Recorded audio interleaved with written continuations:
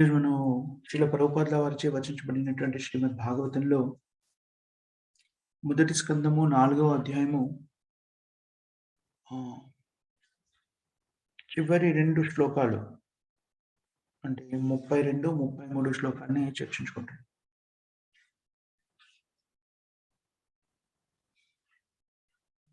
So, గత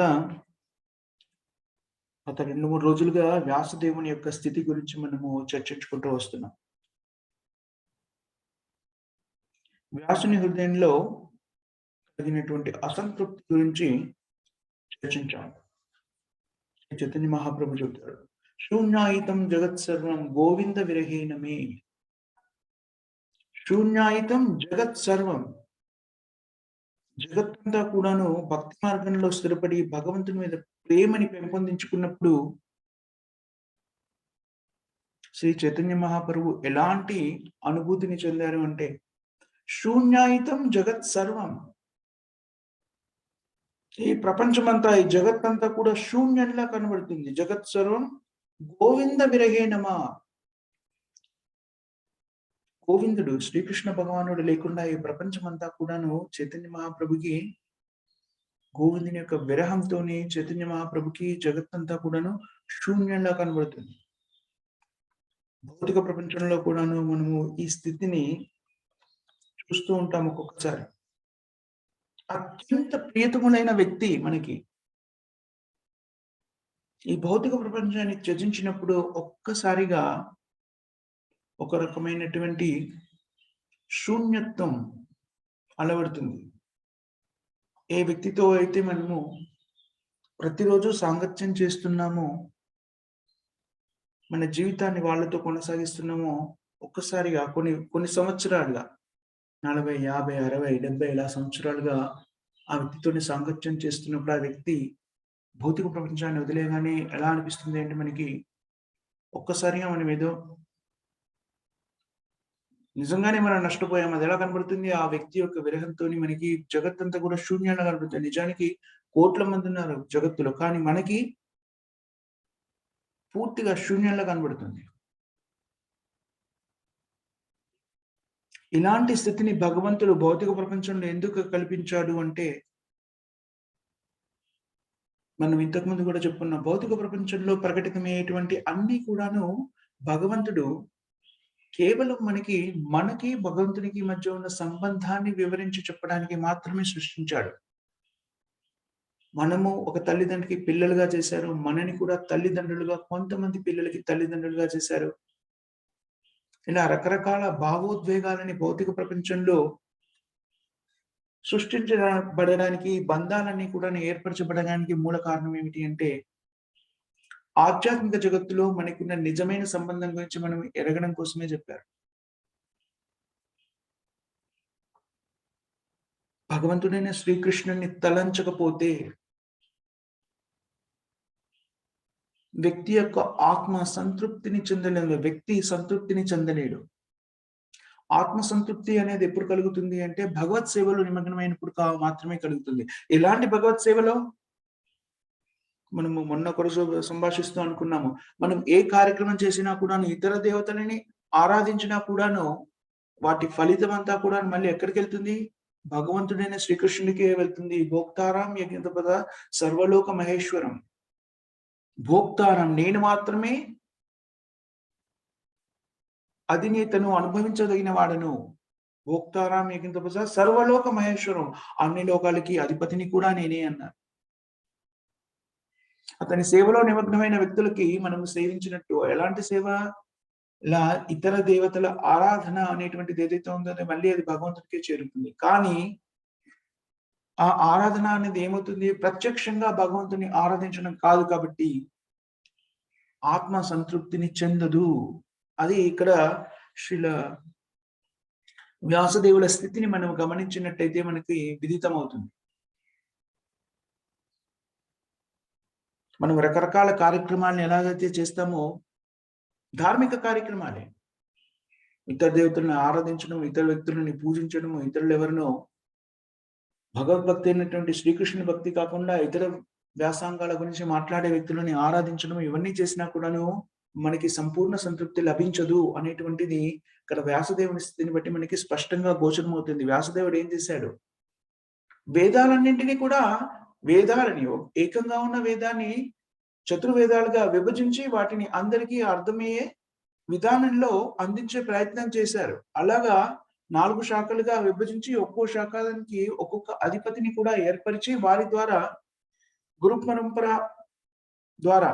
పరంపర విధానం ద్వారా అది అందరికీ అందుబాటులోకి వచ్చేలాగా ప్రకటితమయ్యేలాగా అలాంటి ఏర్పాటును చేశారు.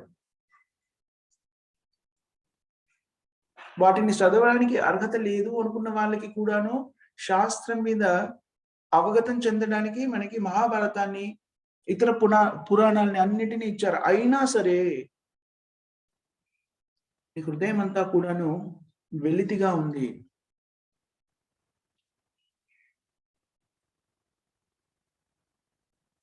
వేదాలలో మనకి ఏ పరిజ్ఞానం కావాలన్నా కూడా లభిస్తుంది.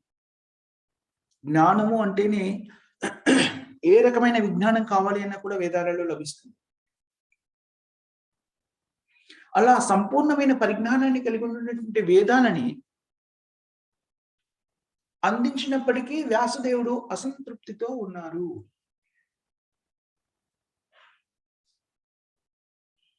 సంపూర్ణ పరిజ్ఞానం ఉంది ఆయనకి, వ్యాసదేవునికి వేదాల మీద.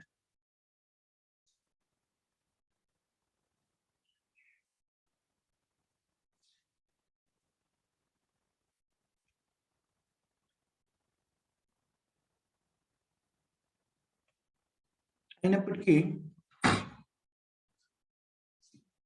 భగవంతుడైనటువంటి శ్రీకృష్ణుడి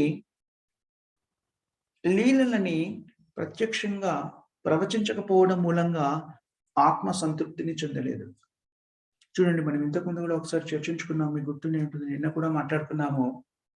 ఈ శరీరము సమృద్ధిగా ఉండాలంటే, ఆరోగ్యవంతంగా ఉండాలంటే దానికి మనం ఆహారాన్ని అందించాలి అనుకున్నట్టుగానే ఆత్మ సంతృప్తిపరంగా ఉండాలి అంటే దానికి కావలసిన ఆహారాన్ని కూడా మనం అందించాలి. ఆత్మ స్వీకరించే ఆహారం ఏమిటి అంటే భగవత్ సేవ. మనం భగవత్ సేవలో నిమగ్నమైనప్పుడు మనం నిజమైన ఆనందాన్ని, సంతృప్తిని పొందగలుగుతాము. అది వ్యాసదేవుడు తన ప్రక్రియ ద్వారా మనకి స్పష్టంగా హృదయ శూన్యత అని ఏదైతే ఉపయోగించారో అది వ్యాసదేవునికి విజ్ఞానం లేకపోవడం మూలంగానూ అజ్ఞానంతోనూ ఉద్భవించినటువంటి హృదయ శూన్యత కాదు. భగవంతుడైన శ్రీకృష్ణుడు నిజానికి వేదాలలో చెప్పిందంతా ఏమిటి? భగవంతుడైన శ్రీకృష్ణుడి గురించే చెప్పారు. వేదేశ సర్వం అహమేవ వేదో వేదాంత కృతే దవిదేవచాహం. కానీ అవేవి కూడాను డైరెక్ట్ గా ప్రత్యక్షంగా భగవంతుని లీలల గురించి మాట్లాడలేదు. అందుకని వ్యాసదేవుడంతటి మహానుభావుడికి ఆయన భగవంతుని యొక్క శక్తి ఆవేశ అవతారము అని కూడా చెప్పబడింది. అలాంటి వ్యక్తి కూడాను సంతృప్తిని పొందలేకపోయాడు. ఎప్పటి వరకు? భాగవతానికి సంబంధించినటువంటి దివ్య లీలల్ని వర్ణించడం లేదు కాబట్టి ఆయన హృదయం అంతా కూడాను అసంతృప్తితో నిండిపోయింది, శూన్యతతో నిండిపోయింది. భాగవత ధర్మాన్ని, భగవంతునికి సంబంధించిన ఈ ప్రత్యేకమైనటువంటి లీలలని ఎవరు అర్థం చేసుకోగలరు, ఎవరు దాన్ని ఆస్వాదించగలరు అంటే ముక్త పురుషులు దాన్ని ఆస్వాదించగలరు. నిరాకారవాదులు భగవంతుని యొక్క ఈ లీలల్లోకి ప్రవేశింపలేరు.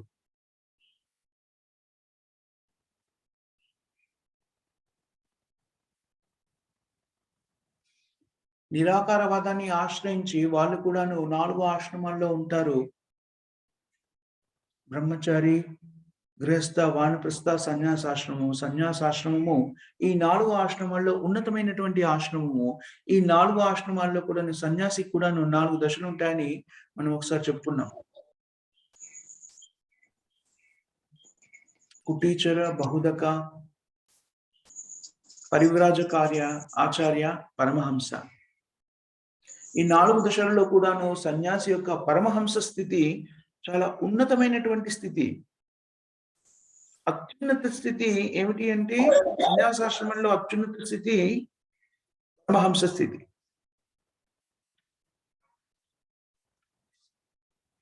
నిరాకారవాదులు ఆ స్థితిలో ఉన్నప్పటికీ వాళ్ళు పరిపూర్ణతని సాధించలేరు.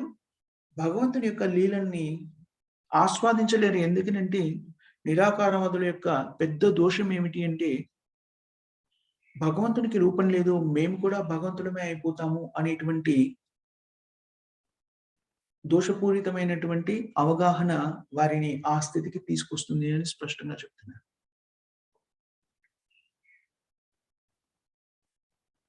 శ్రీమద్ భాగవతము శ్రీకృష్ణ భగవాన్ యొక్క దివ్య లీలల వర్ణనలతో నిండి ఉంది.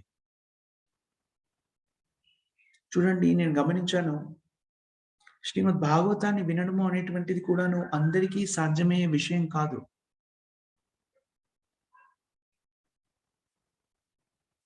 మనకి ఆంగ్లంలో మరియు తెలుగులో కూడా ఒక సామెత ఉంది. ఏమని తెలుసా? గుర్రాన్ని బలవంతంగా నీటి వరకి తీసుకువెళ్ళగలము. కానీ దానితో అది స్వీకరించకూడదు అనుకుంటే దానితో నీటిని మనం తాగించలేము బలవంతంగా. పలుకుతాడు అంటారు కదా! దాన్ని కట్టేసిందని దాన్ని పట్టుకొని లాక్కెళ్ళి నీటి దాకా తీసుకెళ్ళవచ్చు కానీ తాగించలేం. నేను కొంతమంది వ్యక్తుల్ని చూసాను. బలవంతంగాను ఎంతగానో నచ్చజెప్పి భాగవతాన్ని వినడానికి తీసుకొస్తే కూడాను వాళ్ళు దాన్ని ఆస్వాదించలేరు. దాన్ని వదిలేసి వెళ్ళడం నేను చూశాను.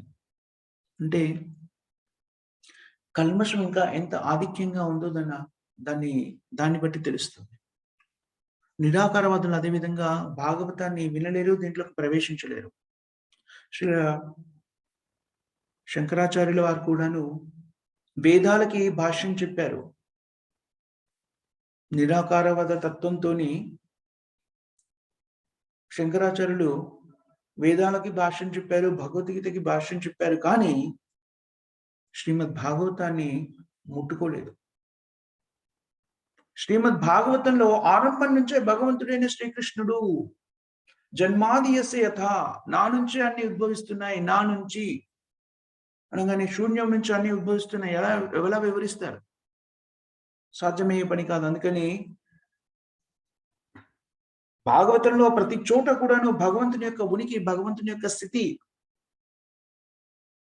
అతని లీలలన్నీ వర్ణించబడ్డాయి. వ్యక్తి కాని వాడి లీలల్ని ఎలా వర్ణించాలి? ఇది శంకరాచార్యులకు తెలుసు. అందుకని శ్రీమద్ భాగవతాన్ని శంకరాచార్యులు స్పృశించలేదు.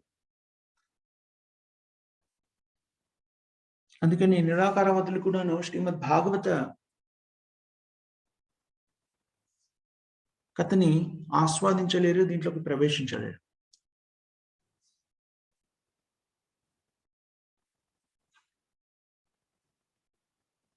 శ్రీమద్ భాగవతాన్ని వినకపోతే నిజమైనటువంటి ఆధ్యాత్మిక సంపూర్ణత, ఆత్మసంతృప్తి అనేది కలగదు అనేటువంటిది వ్యాసదేవుని స్థితి ద్వారా మనకి అవగతమవుతుంది.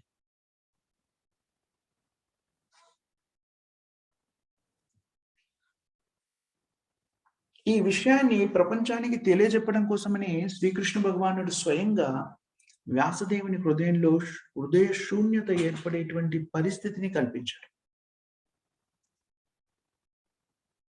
శ్రీకృష్ణ భగవాను యొక్క భక్తియుక్త సేవలో నిమగ్నం కానట్టయితే మనం ఎన్ని రకాల కార్యక్రమాలు నిర్వర్తించినా అదంతా శూన్యమే, సర్వం శూన్యం అని ఈ పరిస్థితి ద్వారా మనకి స్పష్టంగా గోచరమవుతుంది.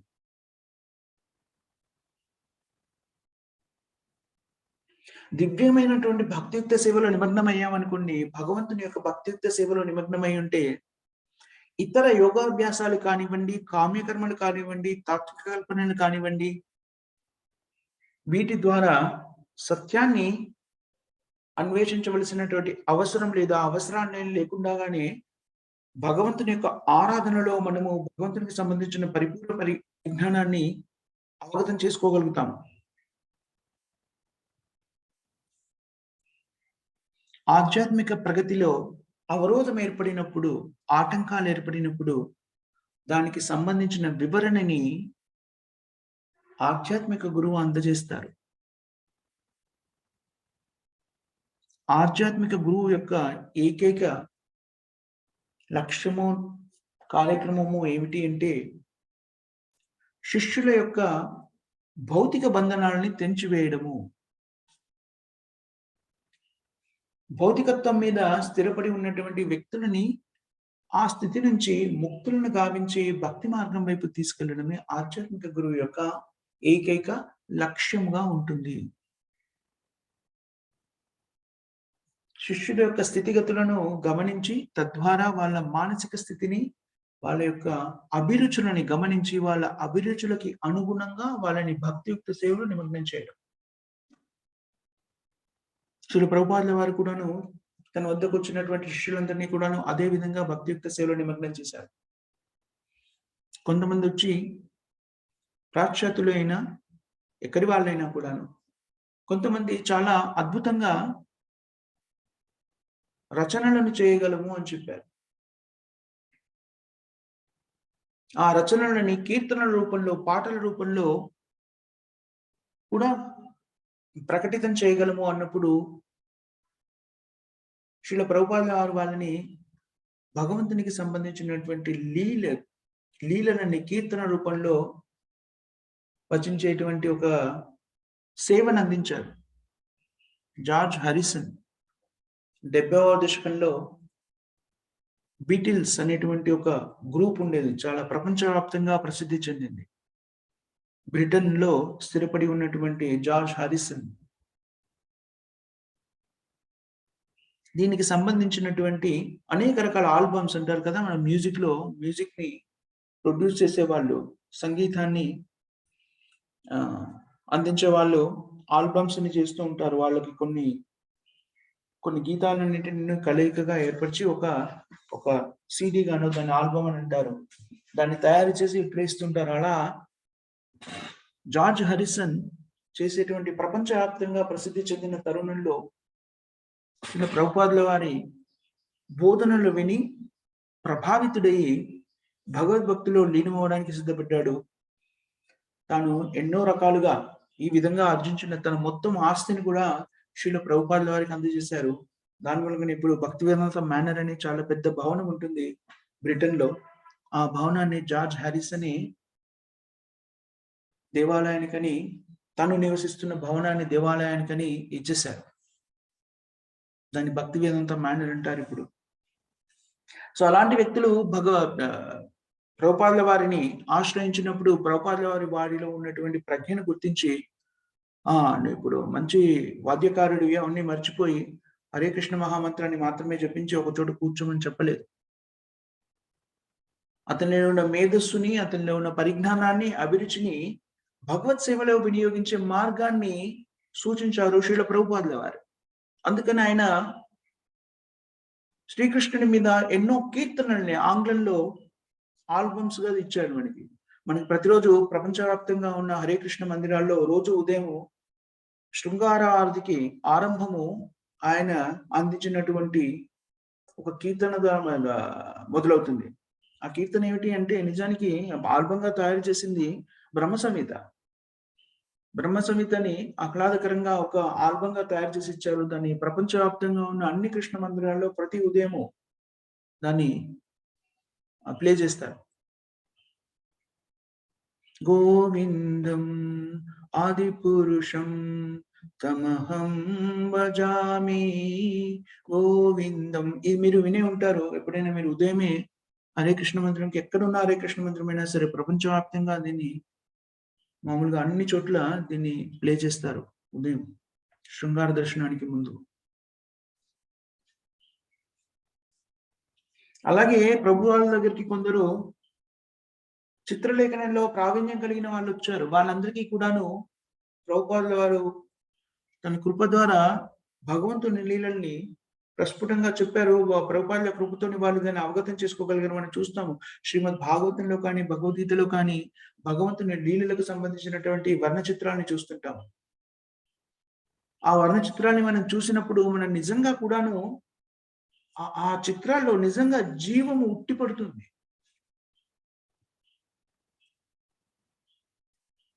దాన్ని చూసినప్పుడు శ్రీకృష్ణ భగవానుడు నిర్వర్తించినటువంటి లీలలని మనము గుర్తుకు తెచ్చుకోగలుగుతాము. దాన్ని నిజంగా మన కళ్ళ ఎదుట చూసినట్టుగా, అనిపిస్తుంది.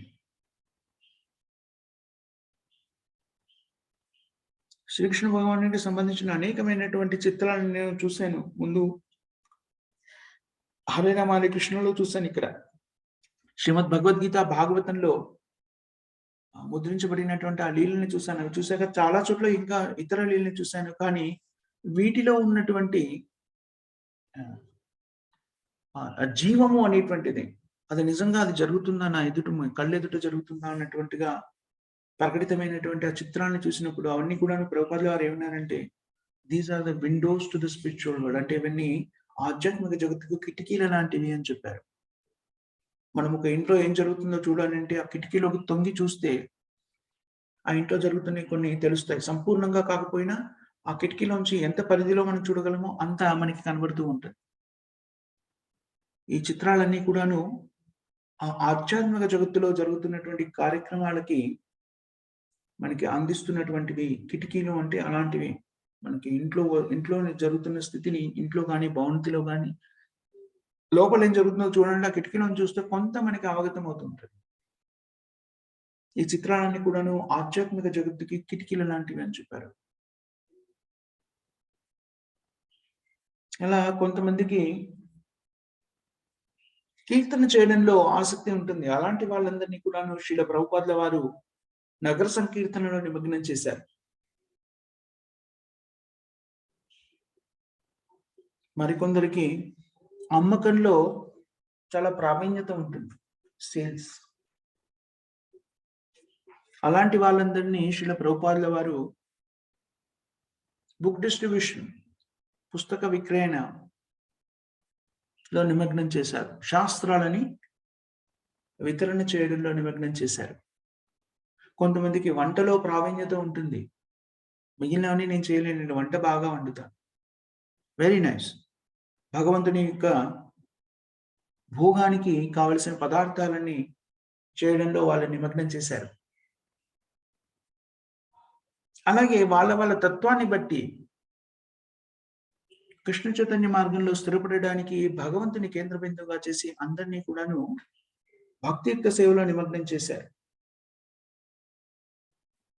కృష్ణ చైతన్య మార్గంలో ఉన్నటువంటి సౌలభ్యం కూడా అదే. మన తత్వాన్ని వదిలిపెట్టి కొత్త తత్వాన్ని స్వీకరించి తద్వారా అభివృద్ధి చెందవలసినటువంటి అగత్యం లేదు. మన తత్వం ఏదైతే మనకి దేని మీద అభిరుచి ఉందో ఆ అభిరుచిని కృష్ణుడి సేవలో వినియోగించడం సులభతరం చేసేసారు కృష్ణ చైతన్య మార్గము అంటే. వంట వచ్చేవాడికి పుస్తక విక్రయణనే ఉన్నది, అది మాత్రమే నీ సేవ అన్నారనుకోండి, చాలా కష్టతరం అయిపోతుంది ఆ వ్యక్తికి. అలాగే అమ్మాలి, దాని ద్వారా ఏదో సాధించాలి అనేటువంటి అభిలాష ఉన్న వ్యక్తిని ఒక చోట కూర్చుని ఏదైనా ఒక కార్యక్రమాన్ని నిర్వర్తించమంటే అది చేయలేడు. దాంట్లో వాళ్ళకి ఉన్నటువంటి ఈగర్‌నెస్, అది చేయాలనే ఉత్సాహం ఏదైతే ఉంటుందో, వాళ్ళలో ఉన్న అభిరుచి ఏదైతే ఉంటుందో, దాన్ని నష్టపరిచి కొత్త అభిరుచిని స్వీకరించవలసిన అగత్యం లేదు. కృష్ణ చైతన్య మార్గంలో మీ అభిరుచి ఏదైతే అది దాన్ని కృష్ణుడి యొక్క సేవలో వినియోగించాలి. ఆ విధంగా ఆధ్యాత్మిక గురువు వ్యక్తిలోని అభిరుచిని గమనించి దానికి అనుగుణంగా దానిలోని భౌతిక తత్వాన్ని తొలగించి అది ఆధ్యాత్మికంగా ఎలా వినియోగించవచ్చునో గమనించి అలాంటి సేవని వాళ్ళకి ఇస్తూ ఉంటారు. అదేవిధంగా ఇక్కడ అంటే ఆధ్యాత్మిక గురువు భక్తిలో స్థిరపడడానికి వ్యక్తికి ప్రథమాంకంగా సూచనలు చేస్తుంటారు. మొట్టమొదటిగా మనకి లభించే వ్యక్తి ఆధ్యాత్మిక గురువు. శుద్ధ భక్తుడు ఎవరు లభిస్తారు అంటే మనకి ముందు ఆధ్యాత్మిక గురువు. తద్వారా మనం భక్తిలో స్థిరపడగలుగుతాం. అదేవిధంగా ఇక్కడ కూడాను ఎప్పుడైతే వ్యాస మహాముని అసంతృప్తితో ఉన్నారో ఆ అసంతృప్తిని తొలగించడానికి తన గురువైనటువంటి నారదుడు అక్కడికి విచ్చేశారు. నారదుడు ఎవరు? నారదుడు బ్రహ్మ యొక్క శిష్యుడు. బ్రహ్మపుత్రుడు, బ్రహ్మ శిష్యుడు రెండు కూడాను. బ్రహ్మ ఎవరు? స్వయంగా భగవానుడి నుంచి పరిజ్ఞానాన్ని స్వీకరించినటువంటి వ్యక్తి. అందుకని మన సాంప్రదాయాన్ని ఏమంటారంటే బ్రహ్మ మధ్వ గౌడీయ సాంప్రదాయము అంటారు. మన పరంపర ఎక్కడి నుంచి మొదలవుతుందంటే భగవంతుడి నుంచి జ్ఞానాన్ని స్వీకరించినటువంటి బ్రహ్మ నుంచి నారదుడు, నారదుడి నుంచి వ్యాసుడు, అలా వ్యాసుడు, సుఖదేవ గోస్వామి, సూత గోస్వామి, ఆ విధంగా మన పరంపర అనేటువంటిది మొదలవుతుంది. బ్రహ్మదేవుడు శ్రీకృష్ణుడి నుంచి గ్రహించిన పరిజ్ఞానాన్నంతా కూడాను ముందుగా ఎవరికి? నారదుడికి బోధించాడు. అందుకని ఇక్కడ శ్రీల ప్రభుపాదుల వారు మనకి గుర్తు చేస్తున్న నారదుడు అంటే ఎవరంటే, మన పరంపరలో మొట్టమొదటి ఆచార్యుడు బ్రహ్మదేవుడైతే, బ్రహ్మదేవుడి తర్వాత పరిజ్ఞానాన్ని స్వీకరించి ద్వితీయ ఆచార్యుడిగా ఉన్నవారు నారదుడు. ఇలాగా బ్రహ్మదేవుని యొక్క ప్రత్యక్ష శిష్యుడు కాబట్టి నారదుడికి వ్యాస మహాముని గౌరవమైనటువంటి ఆసనాన్ని అందించి బ్రహ్మదేవునైతే విధి అంటే బ్రహ్మదేవుడు అయితే ఎలాగా ఆరాధిస్తారో అదే విధంగా నారదుని కూడా ఆరాధించారు. నారదుని కాదు, ఈ గురు పరంపరలో వచ్చినటువంటి ప్రతి గురువుని కూడాను మనము బ్రహ్మదేవుని ఆరాధించినట్టుగానే ఆరాధించాలనే విషయాన్ని ఇక్కడ ప్రస్ఫుటంగా తెలియజేస్తున్నాడు. మనము ఈ పరంపరలో వచ్చిన వాళ్ళందరూ కూడాను వ్యాసుని యొక్క ప్రతినిధులు. వ్యాసుడెవరు? నారదుడి యొక్క ప్రతినిధి. నారదుడెవరు? బ్రహ్మ యొక్క ప్రతినిధి. బ్రహ్మ భగవంతుడైన శ్రీకృష్ణుడికి ప్రతినిధి. ఆ విధంగా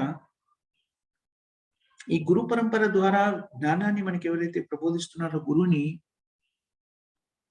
ఆది గురువు అయిన బ్రహ్మలా లేకపోతే వ్యాసునికి ప్రతిరూపంగా మనందరం కూడాను వ్యాసునికి ప్రతిరూపంగా గురువుని ఆరాధిస్తాం. వ్యాస పూజ అంటారు. గురు పూర్ణిమ, వ్యాస పూజ అనేటువంటిది, గురు పూర్ణిమ అనేటువంటిది వ్యాసుడి యొక్క జన్మదిన రోజు జరుపుకునేటువంటి పండుగ. అలాగే గురువు పుట్టినరోజుని వ్యాస పూర్ణిమగా జరుపుకుంటారు.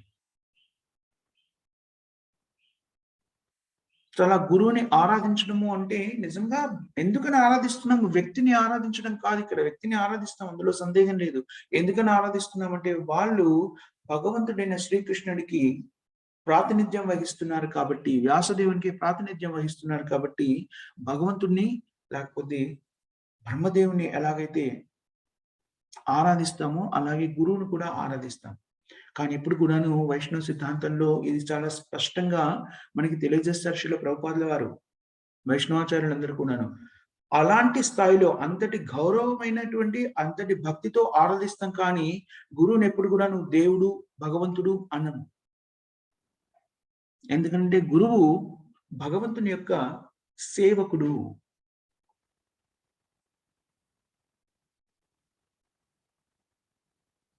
అది ఆ భావనని మనం ఎప్పుడు కూడా మర్చిపోం.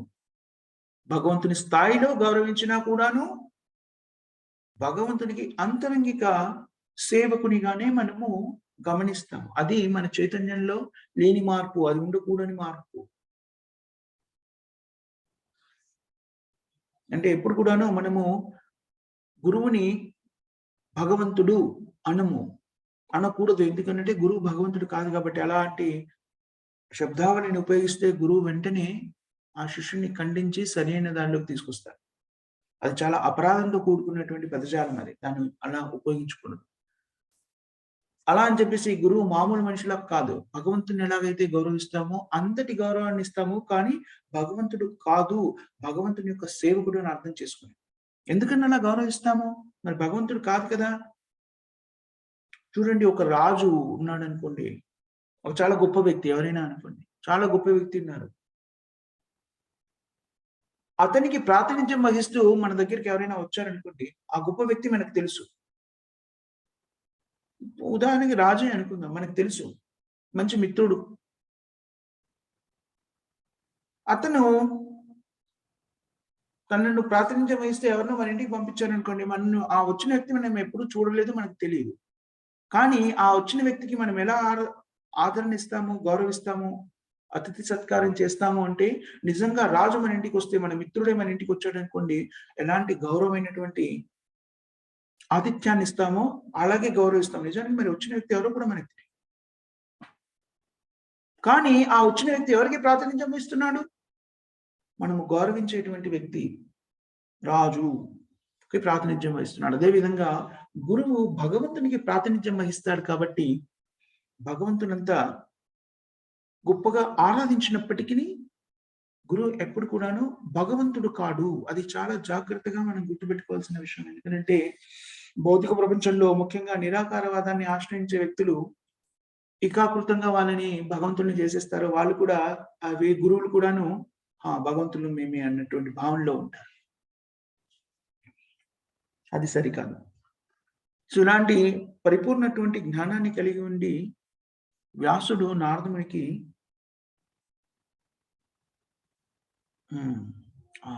బ్రహ్మతో సమానంగా గౌరవాన్ని అందించారు.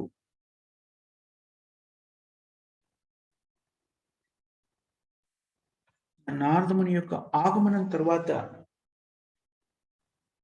మనం తర్వాతి శ్లోకాల్లో, తర్వాతి అధ్యాయంలో చదువుకుంటాము. నారదముని ఆగమనంతోని వ్యాసమునికి ఏం చేయాలి అనేటువంటి బోధన, ఏం చేయాలి అనేటువంటి జ్ఞానము ప్రస్ఫుటమవుతుంది. దాన్ని మళ్ళీ నారదుడు ఎలా వివరించారు అనేటువంటి దాన్ని ఏం చేయడం ద్వారా హృదయ శూన్యతని తొలగించుకోవడానికి అవకాశం ఉంది అనేటువంటి విషయాన్ని మనం మళ్ళీ చదువుకుంటాము. కానీ దీంట్లో ఈ 2 శ్లోకాల్లో శిల ప్రభుపాదుల వారు దాన్ని ప్రస్ఫుటంగా తెలియజేశారు. ఏమిటి అంటే భగవంతుని యొక్క దివ్య గుణాన్ని చెప్పి ఉండకపోవడం మూలంగానే వ్యాసదేవుని హృదయం అంతా కూడాను శూన్యతతో నిండుకున్నది అని చెప్పారు. ఇది ఈ 2 శ్లోకాల యొక్క ముఖ్యమైనటువంటి సారాంశము.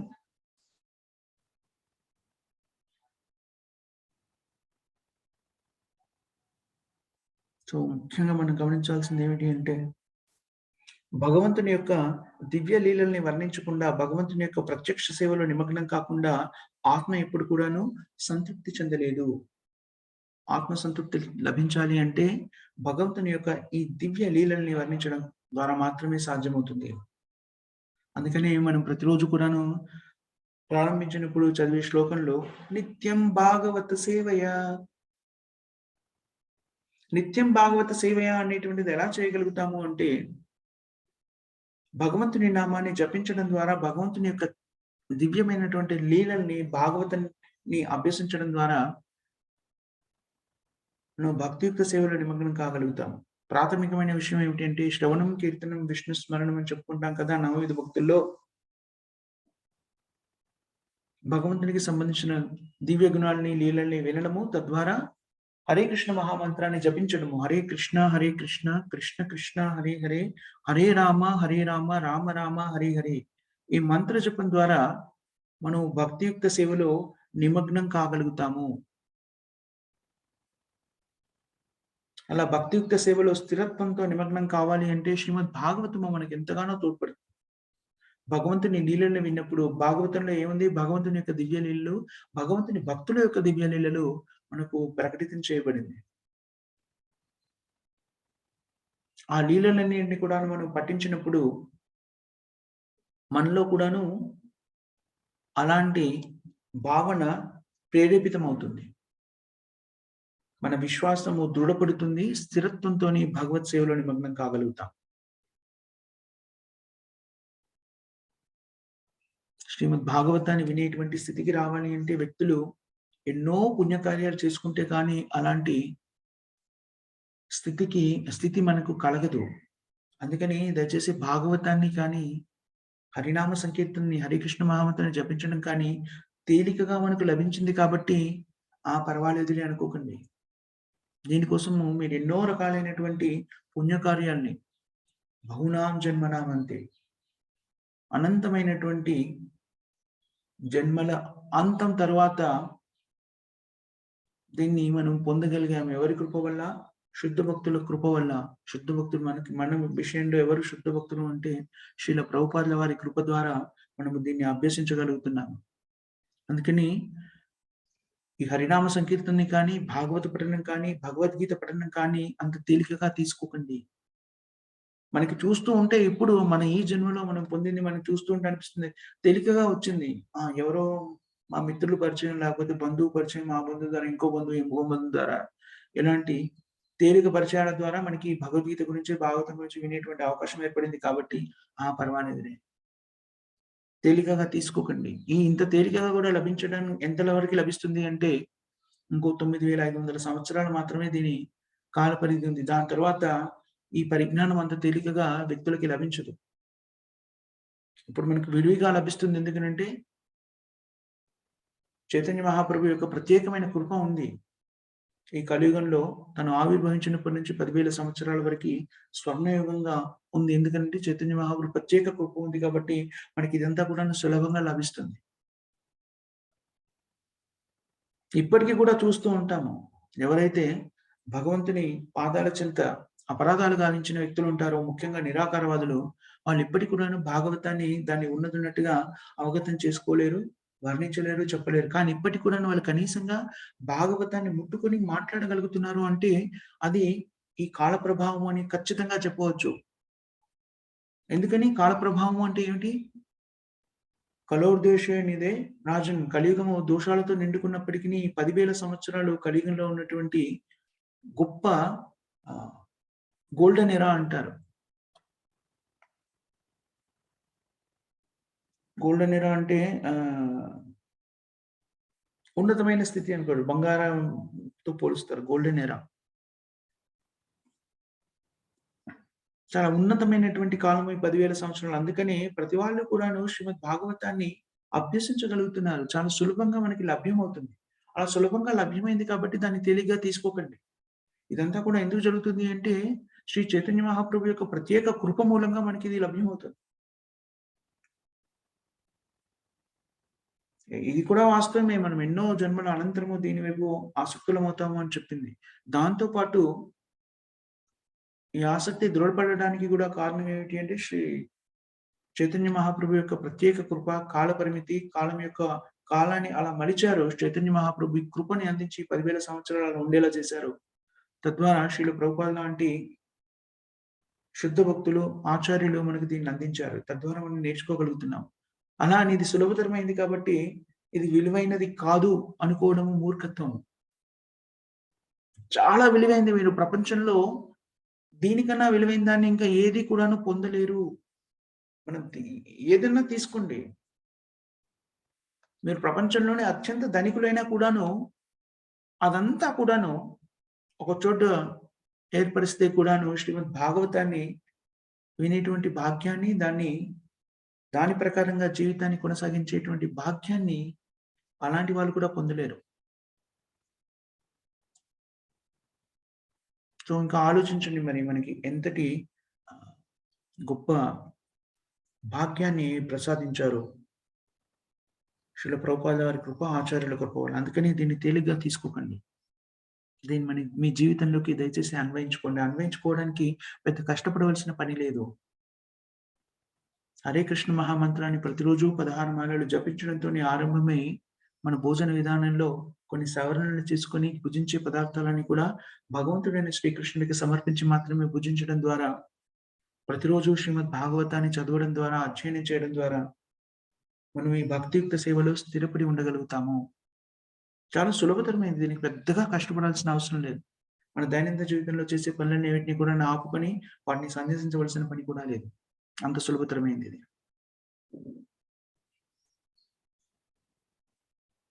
ఖచ్చితంగా ఈ 10,000 సంవత్సరాల తర్వాత ఈ పరిజ్ఞానం ఇలాగే మనకు లభించదు. అందుకని మనం మళ్ళీ ఇంకో జన్మ కోసం కూడా చూడకుండానే ఇప్పుడే చాలా సులభంగా లభిస్తుంది కదా! స్పెషల్ డిస్కౌంట్స్ అంటారు చూడండి. ప్రత్యేక పండుగలకి తర్వాత మనకి స్పెషల్ డిస్కౌంట్స్ ఇస్తూ ఉంటారు. నాకు అమెరికాలో తెలుసు, వ్యక్తులు ఆ ప్రత్యేకమైన దినాల కోసం వెయిట్ చేస్తూ ఉంటారు. వాళ్ళకి కొన్ని కావాల్సినవన్నిటిని కూడా లీస్టు 3, 4 నెలల ముందు నుంచే వాళ్ళు లీస్ట్‌లన్నీ తయారు చేసుకుంటాడు. ఓకే. ఆహ్, ఏంటది Christmas discount, new year discount వచ్చినప్పుడు ఇవన్నీ నేను కొనేస్తానని చాలా పెద్ద పెద్ద ఐటెమ్స్ అన్నీ కొనేదుంటే వాళ్ళు వాటి కోసం వెయిట్ చేస్తూ ఉంటారు. అలాగే మనకు భక్తి మార్గంలో ఎలాంటి అర్హతలు లేకుండా కూడాను భక్తి మార్గంలో ఉన్నతమైన స్థితికి వెళ్ళడానికి చైతన్య మహాప్రభు ఈ 10,000 సంవత్సరాల కోసమని కాల పరిమితిని నియమించి ఈ 10,000 సంవత్సరానికి పెద్ద డిస్కౌంట్‌నిచ్చారు. ఆ డిస్కౌంట్ ఏమిటంటే మనకి ఏ క్వాలిఫికేషన్ లేకున్నా సరే, మనకి ఏ అర్హతలు లేకున్నా సరే ఇచ్చేసారు. కేవలం ఒకటే ఒక అర్హత ఏమన్నాడు అంటే విశ్వాసం. భగవంతుని మీద విశ్వాసం అనేటువంటిది ఉంటే దాన్ని ప్రోధి చేసుకోవడానికి తద్వారా సంపూర్ణ పరిజ్ఞానాన్ని అవగతం చేసుకోవడానికి కావలసినటువంటి అన్ని అర్హతలని, అన్ని సౌకర్యాలని, అంత పరిజ్ఞానాన్ని శ్రీ చైతన్య మహాప్రభు మనకిచ్చేశారు. దాన్ని మనకి అర్థమయ్యే విధానంలో శ్రీల ప్రభుపాదుల వారు దాన్ని తీసుకొచ్చి మనకు అందించారు. కాబట్టి దీన్నంత తేలికగా తీసుకోకుండా అందరూ కూడా దీన్ని తమ జీవితంలోకి అన్వయించుకోవాలని మీ అందరికి కూడా విజ్ఞప్తి. హరే కృష్ణ. మనం ఇక్కడ ముగిద్దాం. ఇంకా ఎవరికైమైనా క్వెషన్స్ గాని, కామెంట్స్